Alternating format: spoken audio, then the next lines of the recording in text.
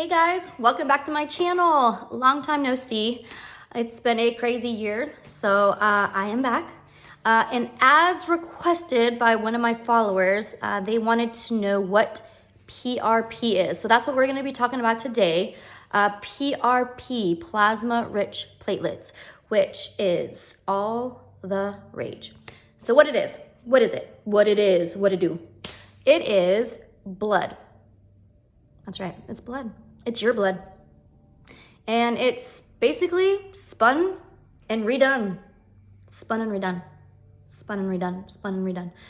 No, actually, what it is, it's best practice is, it's been used in ortho for a very long time, and it's helped with patients who have had like sports injuries or any injuries, orthopedic wise.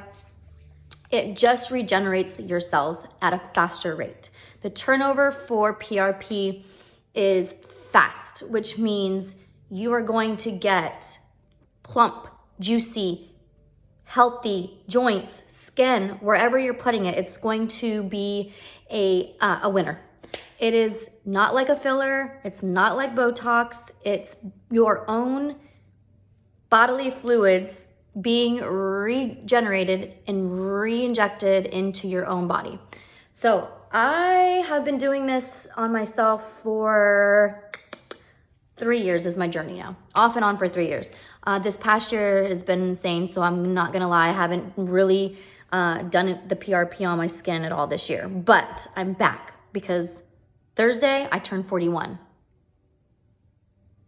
Okay, so without further ado, this is my disclaimer as usual. I'm a nurse. I am not telling you what to do. I'm not telling you that you should draw your own blood. I'm not telling you that you shouldn't draw your own blood.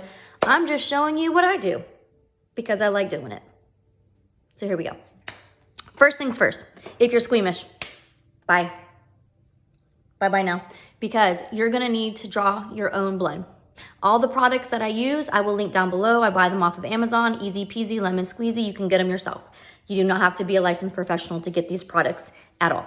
So I start with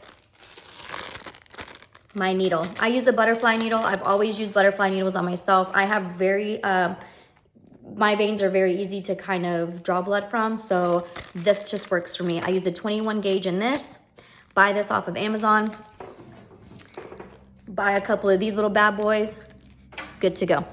So I draw my own blood using a non-heparin based vial because heparin is going to be an anticoagulant. It's not going to let it coagulate, which is fine.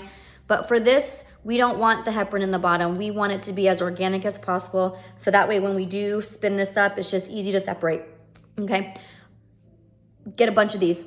Red tops, marble tops, whatever you want to call them, Amazon. Next, you're gonna need these little bad boys. These are what I put when I separate my blood into each individual sections, I put it in this little guy to spin it up. So I like these little ones, and I'll fill it to the 1.0 and stick it in my centrifuge. Now, that's the most important part, the centrifuge. The centrifuge, in order to get plasma-rich protein, you need to have it be able to have a certain amount of RPMs. If it does not have at least 1,300 RPMs, you will not be able to separate your plasma. You're wasting your time, money, and energy. Just don't do it. 1,300 is the minimum. The minimum. The maximum, 4,000. Get 4,000, you'll be good. You'll be good right in that range. So this is the one I bought, this little handy-dandy baby over here. I bought this off of Amazon. It just opens up like this, and you stick all of these little guys after you've drawn your blood and separated into these little vials. Just go ahead and put them all around. You want as much blood in there as you can, because to be honest with you, even if you spun up your blood and you weren't going to be able to use it right away, it freezes beautifully. You can keep it in your freezer for months and thaw it out, microneedle, miso, whatever it is that you're doing with the therapy. So I highly recommend that. This is that little guy, like I said, off of Amazon. I will put the link in the description down below. And you can see that this one is a 4,000 RPM. So I like to spin my blood up twice. The first round, I'll do it for 10 minutes. and then I'll scrape off the PRP from the top and then section them into new vials. I like to do that, and then I like to spin it again for 15 minutes. For me, that makes it the most organic and pure PRP possible. So you're not getting any of that other red blood cells that are not needed in your vials. Again, these can be frozen, stick them in a plastic baggie, freeze them for months until you need them, unfreeze them, freeze them, unfreeze them, freeze them. It's not gonna hurt them. They're just cells. They're your cells. They're your cells. They're your cells. So, yes, when you are microneedling, if you are going to microneedle this in, there has to be a certain depth that you go in order for the therapy to actually get into your skin. So most of the time when you are microneedling, you are not microneedling more than a 0.5. However, unfortunately, for what we are trying to accomplish here, you need to at least go a 0.75 or a 1, which, if I'm being honest, is quite painful. It does hurt, but that's the only way it's gonna work. So if you're scared of that, then this obviously is not for you either. Another way to get the therapy in is by mesoing. What I mean by mesotherapy is you can buy meso needles online, or you can use an insulin needle.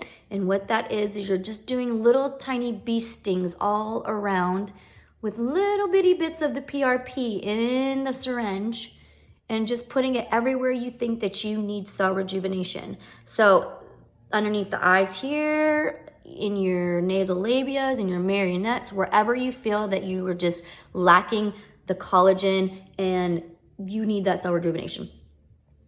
So again, I will link everything down below. It's good to see you guys again. I hope you guys have been safe and healthy, and I will be coming back and making more videos. It's just been a wild ride, y'all. I'm sure you guys get it. And if you're new here, please like and subscribe. You know, girl power, all the things. I'll see you guys soon. Bye.